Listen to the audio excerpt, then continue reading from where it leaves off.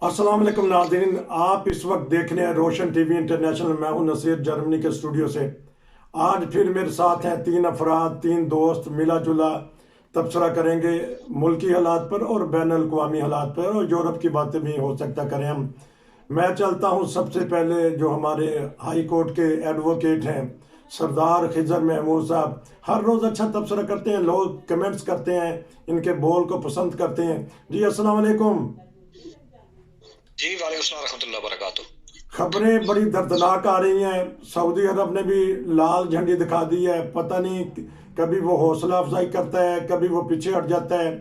इस बारे में पता कीजिएगा। अभी अभी ये भी खबर आई है कि खैबर के इलाका में दहशत गर्दों ने हमला भी कर दिया है। दहशत गर्दी अरूज पे है। कराची में लगता है कि जो ताज है वो इस दफ़ा फिर जमात इस्लामी के सर रखा जाएगा, क्योंकि अगर पीपल पार्टी रहती है तो ये दोनों जमातें मिलके कुछ ना कुछ करेंगी। तो मेरे साथ सुल्तान खान साहब भी हैं आज यूके से। अब उनसे भी पता करेंगे। पहले आप मुल्क की सूरत हाल पे हल्का सा तबसरा करें, फिर आगे बात बढ़ेगी।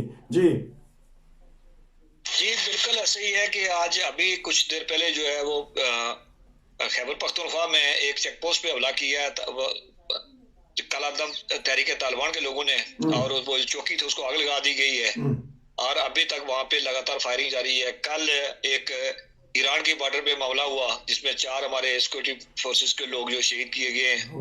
मुल्क के अंदर के हालात जो है वो आपको रोज की खबरें आ ही रही हैं इस तरह की। और माशी हालात ही है जो सऊदी अरब की आपने बात की कि सऊदी अरब ने आज कहा जी कि हमने आइंदा के बाद अगर किसी को इमदाद देनी है तो उन्हीं शराइत पे देनी है जिन पे इंटरेस्ट इदारे दे रहे हैं, क्योंकि हम अपने टैक्स के पैसे जो हैं अवाम के, तो वो मुफ्त में यार इस तरह जो बांटा करते थे इमदाद में देते वो नहीं देंगे। तो ये उनके यार उन्होंने भी जो पाकिस्तान के अंदर जो माशी रिफॉर्म जो है, जिस तरह IMF ने कहा गैस की बढ़ाएं, कि उसकी बिजली की कीमत बढ़ाएं, उसके बाद टैक्स कलेक्शन को बेहतर करें, ये उसने भी मशरूत कर दी है। और पाकिस्तान के अंदर जो चूंकि डॉलर की कमी की वजह से अब डॉलर जो है वो 4.6 पे जो है वो हमारे पास टोटल जो है इस पे ज़र बदला जो गवर्नमेंट के पास है स्टेट बैंक में। अब उसमें देख लें कि क्या नाम है, उसकी वजह से जो हमारे LCs नहीं खुल रही हैं। और कल जो है कराची चैम्बर ऑफ कॉमर्स के जितने लोग थे उन्होंने चाबी उठा के स्टेट बैंक के गवर्नर को दे दी। उन्होंने कहा जी आप ऐसे स्टेट बैंक को चला रहे हैं जिस तरह कि आप जो है वो कोई बाहर का इदारा चला रहा होता है। जो पाकिस्तान के कंटेनर वहां फंसे हुए हैं उनका रोजाना एक कंटेनर का 8 से 10 हजार डॉलर जो है वो आप पे डेवरेज बढ़ता जा रहा है। डेवरेज इस मीन की ये जितना जो वहां पे लग रहा है ये वापस कल आवाम से इन्होंने वसूल करना है। आम खदशा ये कल वहां पे ताजरों ने कहा, देखें ताजर जब किसी मुल्क का ये सबसे सेंसिटिव जो है वो तबका होता है, जो महंगाई को, मुल्क के अंदर बदअमनी को, खाना जंगी को बहुत जल्दी महसूस करता है, और इससे ज्यादा अवेयर कोई बंदा नहीं होता। उन्होंने कहा जी मार्च में लगता ही है कि पाकिस्तान के अंदर हंगामा शुरू हो जाएंगे जी। और उसके बाद जो आम दालें जो पड़ी हुई हैं, पाकिस्तानी कौम दालें ही खाती है। गोश्त की कीमत तो वो 1800 रुपया बकरे का गोश्त है, 1000 रुपया जो बोटा गोश्त है जिसको गाय भैंस का कहते हैं, 600 रुपया का, 700 रुपया तक चला गया है मुर्गे का। तो मुझे बताएं दालें खाते हैं, वो दालें कहते हैं जी 1000 रुपया किलो तक हो जाएंगी। ये सारे माशी हालात हैं। और उसके बाद आज खैबर पख्तूनख्वा खबर ये है कि स्कूल के बच्चों की किताबें छापने के पैसे नहीं है। इस साल की सिलेबस की किताबें जो बच्चों को बर वक्त मिल सकेंगी। और उसके बाद 33 हल्कों में इलेक्शन की बातें और बैलेट पेपर कहां से छपेंगे और क्या मामलात होंगे। अभी भी पेशावर के अंदर एक और चेक पोस्ट पे खुद का हमला हुआ, जहाँ 2 जो है वो पुलिस एहलकार शहीद कर दिए गए। ये इस तरह के मामलात है। मुल्क के अंदर खाना जंगी भी एक हद तक शुरू हो चुकी है, बेरोजगारी आखिरी हदों को क्रॉस कर रही है, महंगाई आखिरी हदों को है, सियासतदानों के अपने मामलात हैं। जो बाहर के इदारे बैठे हुए हैं वो जाहिर सी बात है कहीं ना कहीं पाकिस्तान के अंदर इस्तेकाम हो तब पैसे देंगे, इस्तेकाम नहीं होगा तो पैसे को कैसे कोई देगा। अच्छा, अब मैं चलता हूँ सुल्तान खान साहब के पास। वो बैठे हैं यूरोप में, यूके में। यूके से भी जो से हालात महंगाई के ऐसे नजर आ रहे हैं। कल एक दर्दनाक खबर है, मिस्र जो एक इस्लामी मुल्क है, तहजीबों का मुल्क है, नबियों की सरजमीन है, वहाँ लोगों पे मजबूर कर दिया गया है कि आप मुर्गी के पंजे खाएंगे। अब बताएं कि जब पाकिस्तान के ऐसे हालात होंगे तो दिल तो दुखेगा। बताइएगा कैसे देखते हैं पाकिस्तान के हालात को। जी जी अस्सलाम वालेकुम रहमतुल्लाहि व बरकातहू। वालेकुम सलाम। बात यह है कि ये हालात सारी दुनिया में ही इसी तरह चल रहे हैं। जी। तो यूके में भी महंगाई बहुत ज्यादा हो गई है। हम्म, तो मैं जब आया था उस वक्त जो चीज मतलब 2-3 रुपए की थी, आप वो 10-12 रुपए की चल रही है। जी। तो इसी तरह जो हमारा मुल्क है पाकिस्तान, उसमें तो अल्लाह ताला रहम करे, जिस तरीके से वो चल रहे हैं इंतहाई खतरनाक है। जी। ना अंदर से कंट्रोल है ना बाहर से कंट्रोल है। जी। अब गंदम का हाल देखें, फ्लड आया है सारे मुल्क में, जहां जहां आया वहां पे गंदम नहीं हुई। जी। और इनकी सिर्फ ये है कि दयानतदारी ना होने की वजह से ये हालात पैदा हो रहे हैं। जिस तरह हम लोग मुसलमान हैं, अपने आप को मुसलमान कहते हैं और हैं मुसलमान, खुदा को मानते हैं, नबी को मानते हैं, उसकी तालीम को मानते हैं, जी। लेकिन दयानतदारी नहीं है, जो पहला जुज है ईमान का। दयानतदारी नहीं है। आपने एक तरफ तवज्जो दिलाई, अंदर से किस चीज का खतरा है? हमारे सिपा सलार भी कहते रहे हैं, बाजवा भी, आसम मुनीर ने आते ही यही कहा कि हमें अंदर से खतरा है, हम गैर मुस्तहकम हो गए हैं। क्या महसूस करते हैं? जी। देखिए, जिस वक्त सूरत हाल ऐसी बन जाए कि बंदे को खाने को ना मिले, कुछ जी। ग़िज़ाई किल्लत हो जाए, तो उस बंदे ने कुछ ना कुछ तो कहीं से ढूंढना है। उसका जहां पे हाथ लगेगा वो करेगा, जो सूरत उसको नजर आएगी वो अमल करेगा, चाहे किसी को गिराना पड़े, मारना पड़े, कुछ करना पड़े, वो सूरत बन जाएगी इस तरह।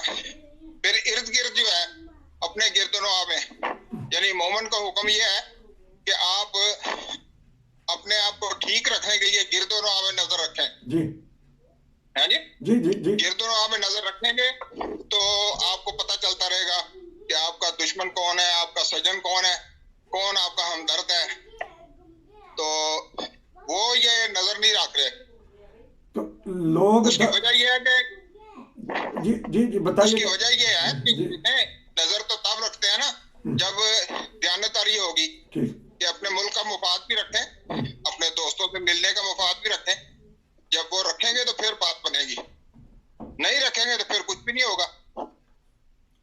और कहने के लिए तो देखें, हम तो मतलब कि जब से होश संभाली है उस वक्त का ये सुन रहे हैं कि जी बहुत अच्छा चल रहा है, बहुत अच्छा चल रहा है। हर साल जो है वशीयत नीचे जाती है, ऊपर नहीं आती है।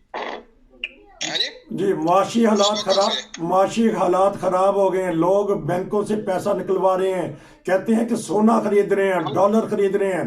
चलता हूं मैं वकील साहब के पास। क्या ये नौबत आ गई है पाकिस्तान की कि सोना और डॉलर खरीद रहे हैं? वो कहाँ रखेंगे? वो तो फिर जब चोर चोरी करने आएगा, मार कुटाई होगी, तो ये दौलत कहाँ जाएगी? कहाँ छुपा के रखेंगे लोग? ये बताइएगा सरदार साहब। हाँ जी, वो देखें, वो जो इस तरह के करते हैं, इस तरह के वाकयात जो होते हैं, वो फिर अपना हिसाब लगाते हैं। यानी मैं मुल्तान से भी मेरा ताल्लुक है, मेरे ननाल मुल्तान से है जी। तो जब पार्टीशन हुई थी उस वक्त भी लोगों ने घरों में दबा रखे थे पैसे भी और सोना चांदी भी जी। और जमीन के अंदर मदफून था। और वो जो यहाँ से छोड़ के चले गए, ज्यादातर ये हिंदुओं का था, वो छोड़ के गए। तो वो बाद में जो काम कर रहे थे, मट्टी वगैरह उठाते थे, टीले थे उस वक्त, मट्टी उठाते थे, हल चलाते थे, वो कहीं नीचे से कोई ना कोई चीज निकल आती थी। तो फिर यही सूरत होती है, हर कोई अपनी हिफाजत करता है अपने हिसाब से। मैं अब चलूंगा खान साहब, मैं चलूंगा सरदार साहब के पास मुल्की हालात के ऊपर, जो वजीर खजाना। लेकिन देखें, बात ये है कि मेरे फाजिल दोस्त ने इंग्लैंड की मिसाल दी है। बिल्कुल महंगाई एक पूरी इंटरनेशनल मामला है और सारी दुनिया में बड़ी है, लेकिन पाकिस्तान में एक तो महंगाई बड़ी कोरोना की वजह से, मुल्की इंटरनेशनल हालात की वजह से, लेकिन पाकिस्तान के अंदर जो बेचैनी है और आवाम का एतमाद जो है हुक्मरानों पे, वो आखिर जो बेतमादी है वो आखिरी हदों को छू रही है। हुक्मरानों ने किसी जगह पे संजीदगी का मुजाहरा कभी नहीं किया। उनके मामलात, मैंने शुरू में कहा था कि उनके मामलात जिस मुल्क के अंदर सिलेबस जो नहीं छपने की पोजीशन में नहीं है, बच्चों को किताबें नहीं मिलेंगी, इलेक्शन होंगे और जो हुए वो भी बेमकसद है, जो आगे जा रहा है वो भी सब हुक्मरानों की तरजीहात नहीं है। दूसरी बात यह है कि महंगाई दुनिया सारी में है, लेकिन जब पाकिस्तान के अंदर जो इस टाइम तक जो इत्मीनान पैदा हो चुकी है और लोगों के अंदर बेचैनी है, ये दुनिया का सबसे खतरनाक अमल होता है कि आटा नापैद नहीं है, वो जरी मुल्क है, आटा वहां मिल जाएगा, मुमकिन है भूख से कोई ना मरे।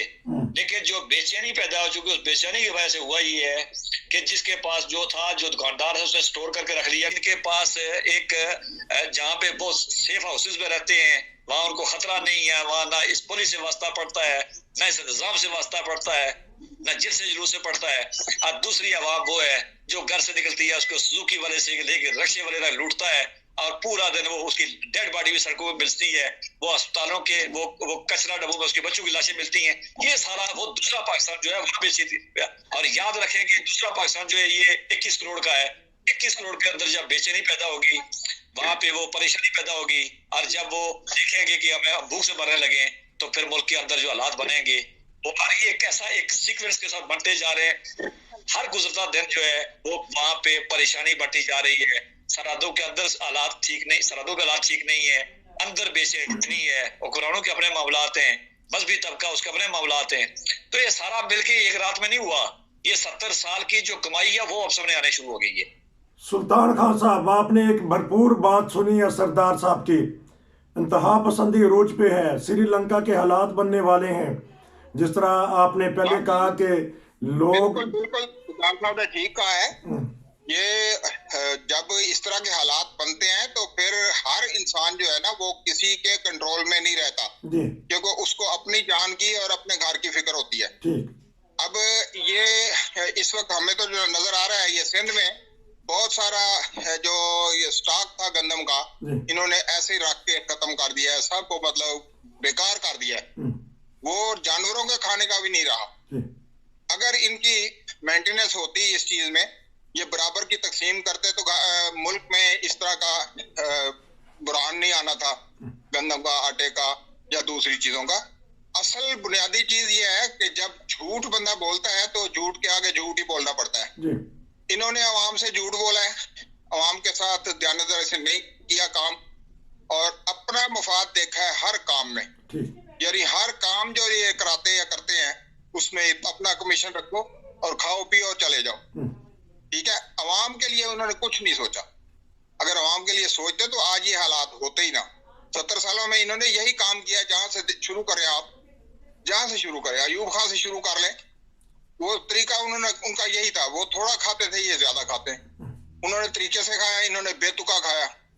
तो ये इसी तरह बहरहाल अल्लाह ताला रहम करे, दुआ करते हैं अल्लाह ताला फजल करे इन पे, कोई ऐसे सामान पैदा कर दे, कोई अच्छा बंदा, कोई कंट्रोल करने वाला आए। लेकिन नजर नहीं आ रहा इस वक्त जो है ना, वो कश्ती बिल्कुल भंवर में फंस चुकी है। अल्लाह है निकाल दे, खुदा निकाल सकता है, क्योंकि कोई चीज भी इनके कंट्रोल में नहीं है इस वक्त किसी किस्म की। सिर्फ वो खबरें सिर्फ दे सकते हैं बस। कोई निकालने वाला आएगा, कौन आएगा? एक इमरान खान को लेके आए थे सरदार साहब, क्या देखते हैं इसका कोई हल भी तो बताया करें। हम कर तो देते हैं तबसरे में बात, कुछ नहीं तो हल देखें। भंवर में फंसी हुई किश्ती का एक कहा जाता है कि जहाँ रास्ता भूल जाए बंदा वहीं चला जाता है। तो क्या ये कौम, इस मुल्क के हुक्मरान, उस मुल्क के करता धरता, उस मुल्क की एस्टेब्लिशमेंट जहाँ से रास्ता भूली है, क्या वहां जाना पसंद करेगी?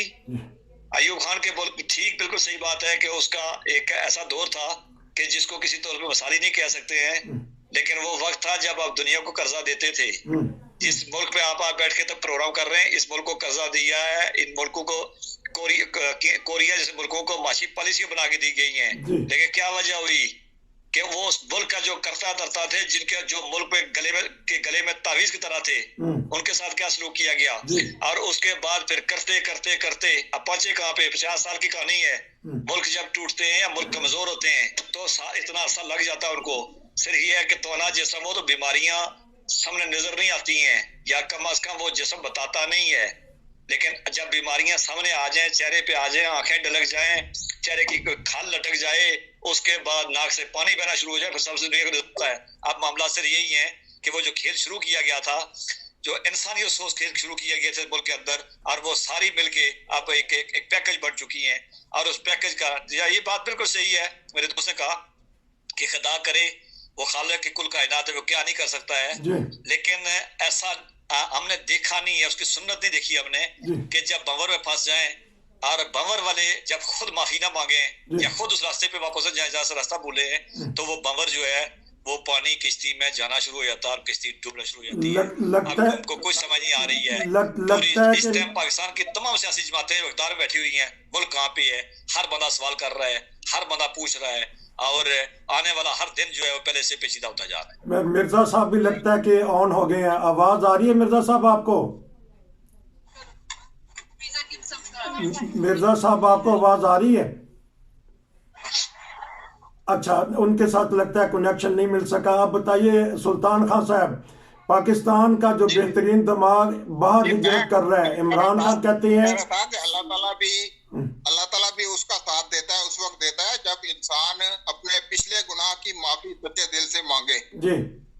और अगर कोई कौम सच्चे दिल से मांग ले माफी, तो खुदा के आगे तो देर नहीं है, वो माफी का दे सकता है जी। वो सारे हालात बदल सकता है जी। लेकिन ये इस वक्त जो नोयत चल रही है, जो सिलसिला चल रहा है, जिनके हाथ में सब भागदौड़ है, उनमें से कोई भी माफी मांगने के हाथ में नहीं है जी।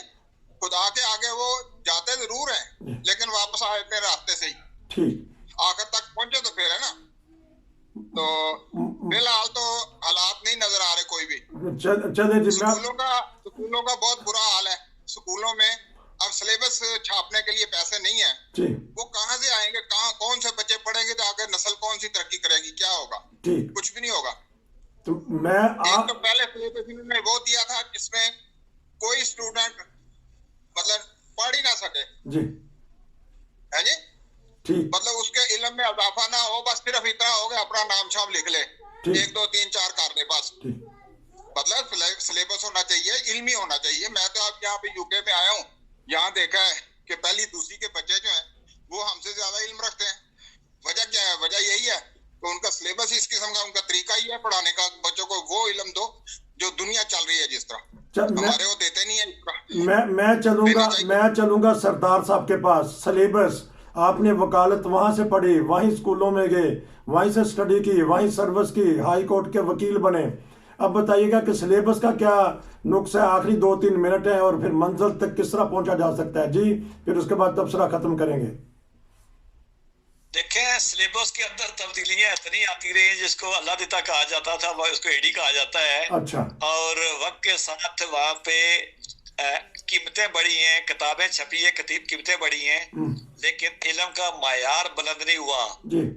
हम फिर वहीं चले जाते हैं पीछे, जहाँ से मैंने कहा था रास्ता भूल गए कि जिस दौर में प्राइवेट स्कूल बड़ी बेहतर पोजीशन में थे और जो बड़े अच्छे लोग पैदा कर रहे थे, जब उनको नेशनलाइज किया गया था, नेशनलाइज करने के बाद अंदर तमाम आपने जो है वो उसकी तालीमी पॉलिसी को तबाह किया। जनरल जिया मोहम्मद जियाउल आए, उन्होंने फिर पूरी कौम को बुरका पहना दिया।